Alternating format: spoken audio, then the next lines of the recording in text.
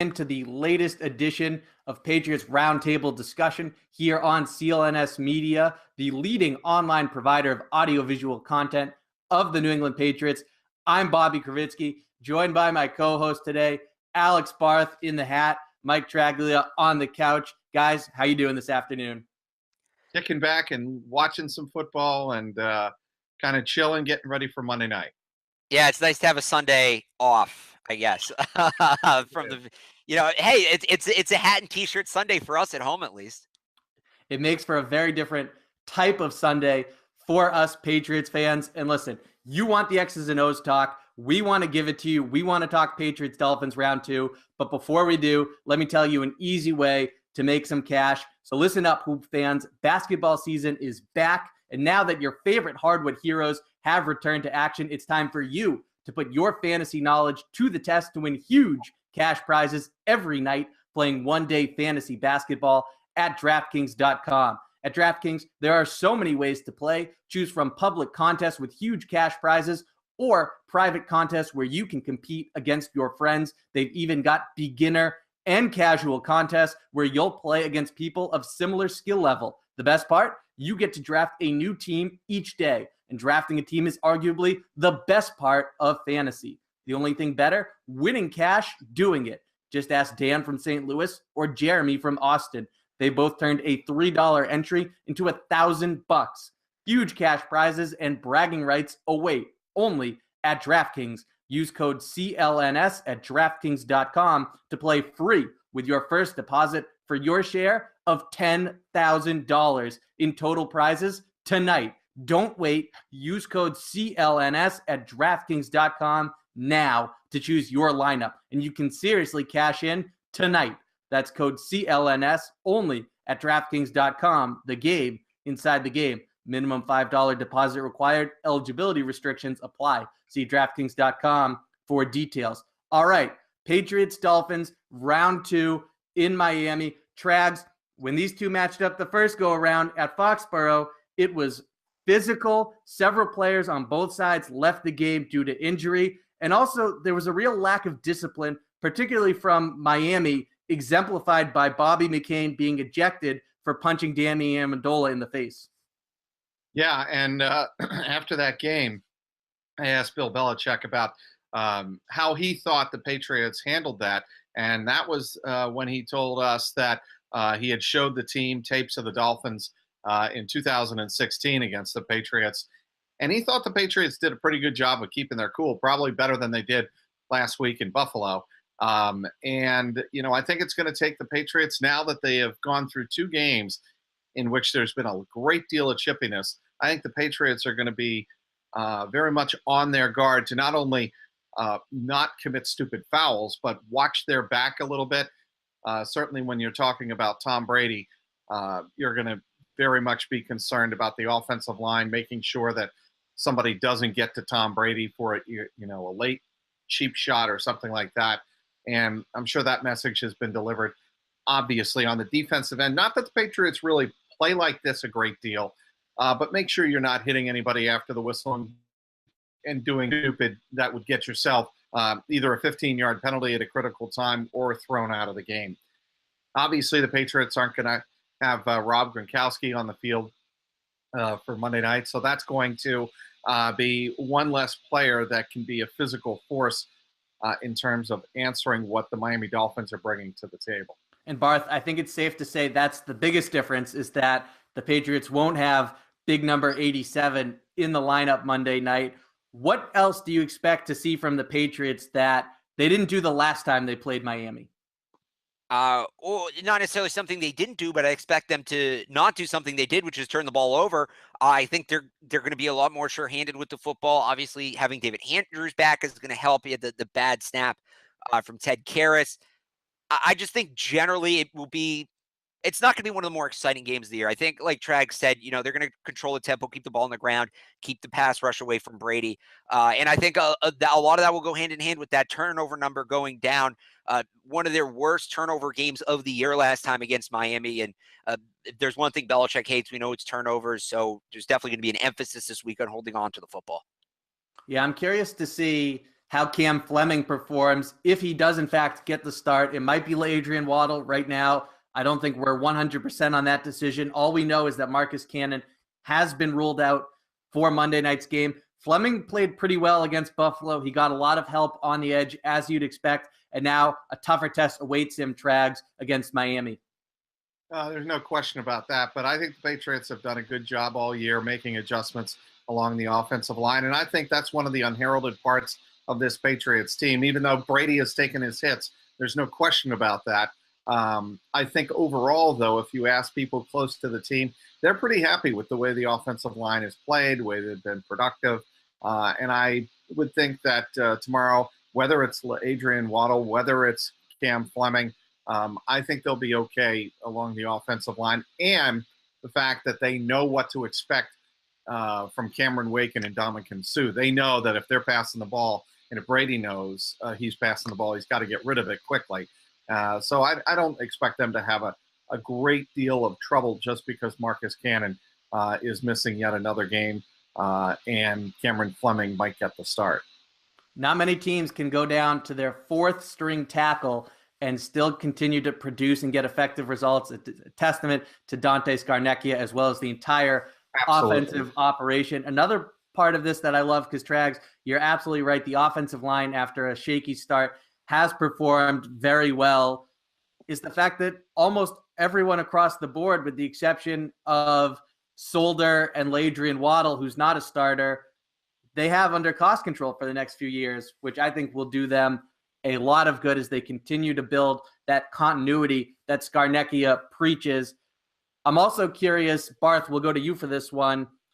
What did the Patriots do the last time successfully that people should look for once again? Get the ball to Brandon Cooks. He led the team with 8 catches. I think he had over 100 yards. I have that right here. He had 83 yards and a touchdown in that game. 6 catches, not 8, but he was the team's leading receiver. So obviously without Rob Gronkowski, even more so, Brady's going to need somebody to get the ball to. Trag said earlier, the reports are Chris Hogan made the trip. He actually uses the Twitter picture. They have the weekly ad they do for the headphones where they show the players boarding the bus. And it was Chris Hogan and Chris Hogan alone in that picture. So an interesting sign there from the Patriots Twitter account. But even if Hogan's playing, you don't know how many snaps he's going to get, how fresh he is. No Rob Gronkowski. Obviously, Amendola is going to be a factor, but I think this is a game where we're going to see Brandon Cooks early, and we're going to see Brandon Cooks often. They're not going to throw the ball much, but when they do, I see them looking his way a lot. Trax, is that how you see the Patriots attacking the Dolphins defense? Run, and run some more. I think Dion Lewis and Rex Burkhead showed the last time that they were able to be very productive against this pass protection or pass defense heavy front four. And when you catch defensive linemen like Suh and Cameron Wake rushing upfield, there were holes and gaps that they leave behind. And the Patriots did a very good job taking advantage of that the last time. Not only when you take a look at 115 yards from Dion Lewis, 80 yards from Rex Burkhead, not only did they have a season high in rushing yardage, but they were able, I think, to keep that front four or that pass rush a little bit more honest and off Tom Brady's back a little bit. Yes, Brady took some big hits, but mostly in the early part of that game, because later in that game, I thought the Patriots were able to keep that pass rush a little bit more honest. And I think the Patriots are going to have to run the ball effectively again if they want to keep Tom Brady upright for a good part of this game. Trags, you weren't here on Monday when we broke down the Patriots win over the Bills, Mike Dussault and I. But one of the points we talked about is not just how well they're running the ball, how much production they're getting out of the backfield, but it also seemed like they took a strong step forward in terms of finding the right balance between Lewis, Burkhead, and James White, who actually got the most snaps of all 3 of those guys against Buffalo. Yeah, and I think, with James White, the reason you have him in there, and he played early in that game against the Bills, you keep the defense guessing. Because usually you think James White, third down back, or James White in early in the game, you think that Brady's going to pass to him, and that wasn't the case. They handed the ball off to James White several times to start that game. So that's a great way for Josh McDaniels and company to really keep the defense and the defensive coordinator honest. And the Patriots, I think, do a marvelous job of that.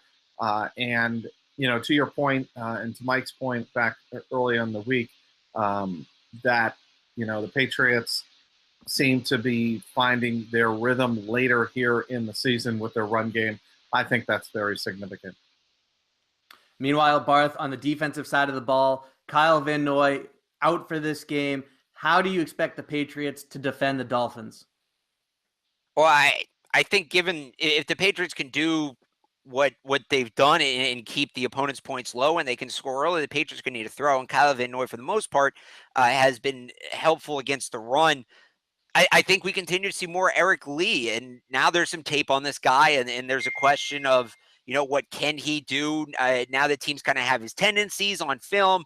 Are there plans to stop him? But it's going to be really his game to show that he is for real. In the first 2 games weren't a fluke, and it's not just some Mike Cloud here 1 minute gone the next kind of nonsense from him, and that he Mike can actually be a difference maker. Wow, Oh yeah, Mike Cloud against Kansas City and the Giants had pardon me, Kansas City and Tennessee had 2 big games. BC grad, nobody heard from him again. He went to the Chiefs into obscurity. Not saying Eric Lee's going to do that, but he's had 2 good games, and now teams can scout him. And here's the question: is he for real, or is he that Mike Cloud here 1 minute on the next guy? Without Kyle Van Noy, I think Lee's been mostly a pass rusher, but maybe we see him in coverage a little bit more. Maybe he steps into that role. That's who I'm going to be looking at to fill that spot.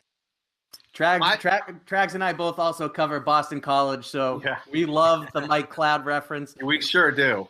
BC, a huge win against top-ranked Duke the other day. That was awfully impressive. Can I go off the rails here a little bit? We usually do. I know. Anybody who gets the chance to get in front of a television should take a gander at the Buffalo-Indianapolis game. I see it out of the corner of my eye right now.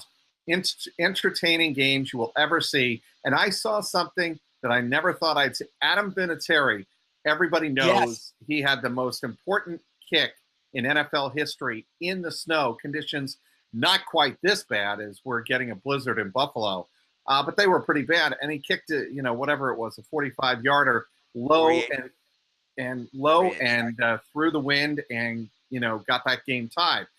In this game, he had I think it was a 33-yard kick, and the announcer said, and I think rightfully so, it looked like a high school kick. It was short and wide right, and it looked like it never had a chance. And that's from a Hall of Fame kicker.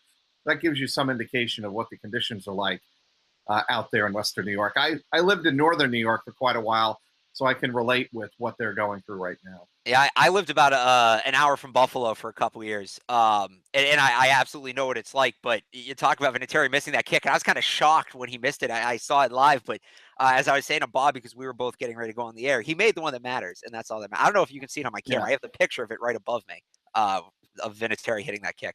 I think most Patriots fans are very familiar with that kick, and you don't even need to show Patriots fans what that kick looks like. They all have it burned into their memory banks. The most difficult kick in NFL history. Absolutely. So thank God he made that one. I don't have a problem with him missing this one for the Colts. Barth, you just touched on it. So do you want to go into a little more depth on your X factor for this game, Eric Lee, or do you want to leave it at the fact that you want to see how he can produce now that teams have more film on him? So I'll second the Eric Lee stuff.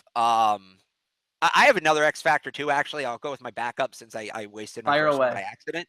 And my X factor actually is perfect. So Trags, to make your point on point, it is this Bills-Colts game. If the Colts go on and win, and I know some people might be listening to this after that game ends, so my apologies if this is old news. But if the Colts win that game, the Patriots clinch the division before they even play Monday night. And, what's the mindset going in? Is this team, not that a Belichick team really ever has, but does the team get complacent knowing they already have the division locked on?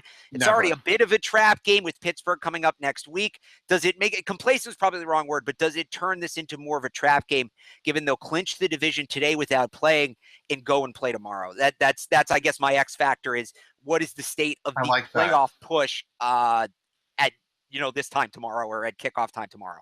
My X factor would be how do the Patriots keep Tom Brady safe? And given the chippiness around the league and, what the Bills and Tre'Davious White texted to Ryan Clark. It seems like there is this buildup of momentum to try and not only get Gronk back for what he did last Sunday, but get the Patriots back in general. And will the Patriots be on higher alert this week and Monday night in Miami because of it? And I think there are things you can look for early on in this game to see whether or not the Patriots are going to be on their guard, both, to protect themselves and not engage in extracurricular activities. Those are the two things that I would really look for early on in that game against Miami. I think they have to be on higher alert. Bill Belichick is someone who leaves no stone unturned, so I don't see how, nor do I expect him to disregard what seems to have at least some degree of legitimacy to it. And that, as you elaborated on, Trags, is the fact that there are players around the NFL who are upset with what happened. They're upset with Gronkowski getting one game, and plenty of them don't like the Patriots to begin with. So I think the Patriots have to take this into consideration going into this game against Miami, and especially when they host the Buffalo Bills in a few weeks. My X factor, it's a bit of low-hanging fruit, I'll admit, but it's Dwayne Allen. You both talked about how important it is for the Patriots to protect Brady, to be able to run the ball and maximize production out of the backfield. Well, Rob Gronkowski isn't just an elite receiver. He's an elite blocking tight end who does so much in those two areas for the Patriots, especially this season where he's blocking more in pass protection than I think he ever has in his career. So Dwayne Allen's ability to carry the load in that regard, where he has been doing well these last few weeks blocking, is really going to be a huge factor for New England, especially getting help on that right side of the line. So I don't expect too much from him in the passing game. It's gotten to a point where anything you get in that regard is gravy. But both pass protection and run blocking, I think, is a huge factor in this game. And I'm curious to see how Dwayne Allen holds up as the number one tight end for the Patriots. When you're talking about, do the Patriots have targets on their backs? In a way, isn't this the perfect time to have Miami? Because Miami comes out, it could be week 1, it could be week 17. Miami always comes out trying to end the Patriots season. That's just indicative of having Ndamukong Suh. So isn't this almost a perfect way to prepare for what they have down the stretch now with the target on Gronkowski's back and on Brady's back? Because they're going to get this one way or the other from Miami. So it's a team they know how to handle it with. But, this Gronk could have not had that hit last week, and we'd still be talking about how Miami was going to try to come out and dirty shot the Patriots. I think that it's just that the sensitivity is certainly at an all-time high right now. And the Patriots did something that I'm sure Belichick will very much in a private moment or privately regrets, and that is Gronkowski gave ammunition to all of those players and motivation to all those players who can't stand the Patriots. And, that opens the door to players going across the line to try and injure somebody like Tom Brady after the whistle. Do I think it's going to happen? I think the Patriots will be smart about it. I think Brady will have his quickest release times of the year on Monday night. If there's one thing I would bet on with a 100% surety on Monday night, it's Tom Brady's release time is between 2.1 and 2.2 seconds. It's going to be lightning fast. He is not going to sit back in that pocket and take any hits. I would say you're probably going to see James White and Rex Burkhead be the two leading receivers again, at least in terms of receptions. Yeah, and I wouldn't rely on Deion Lewis. I think they're going to either.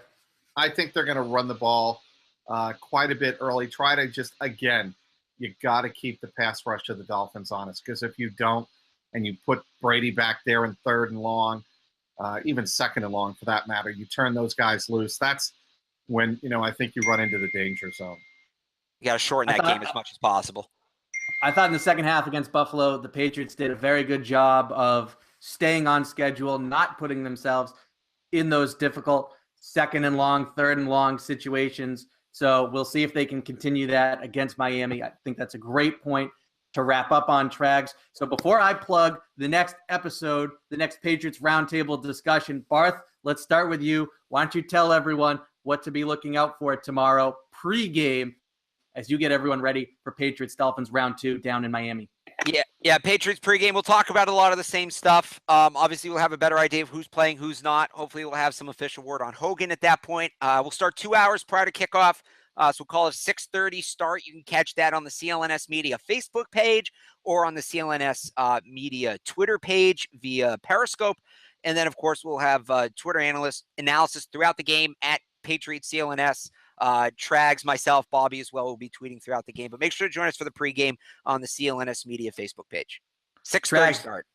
Trags, your phone is blowing up like you're covering the winter meetings right now. Why don't you tell everyone what they should keep an eye out on your front?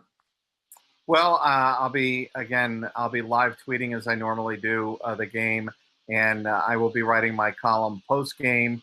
I'm curious to see how the Patriots handle some adversity, because usually when they go to Miami, they face a ton of adversity and they come through it with flying colors.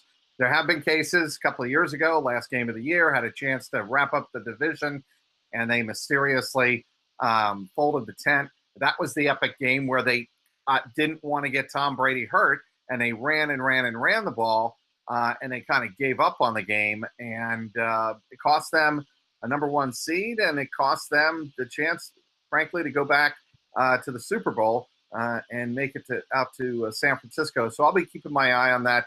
The other thing, Monday nights have not always treated the Patriots well in Miami. Everybody remembers the 21-0 loss back, I think it was in 2005 or 2000. I think it was 2005.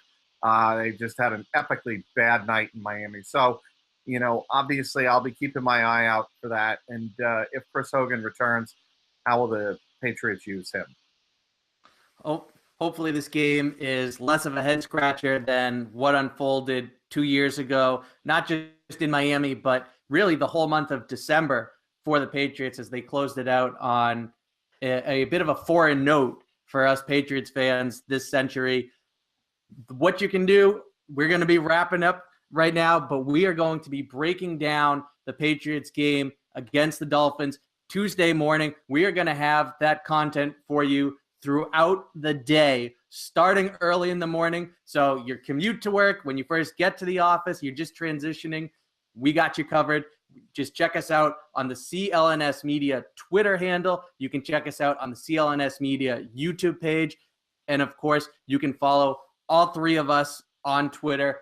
We got you covered. I'm Bobby Krivitsky, the guy in the hat right there, that good-looking gentleman. That's Alex Barth. And of course, Mike Petraglia, a.k.a. the man we affectionately refer to here on the program as Trags. Thank you for joining us. Thank you for tuning in. And we will catch you next time right here on the Patriots Roundtable discussion on CLNS Media, the leading online provider of audiovisual content of the New England Patriots. Thanks for watching and enjoy the rest of your weekend.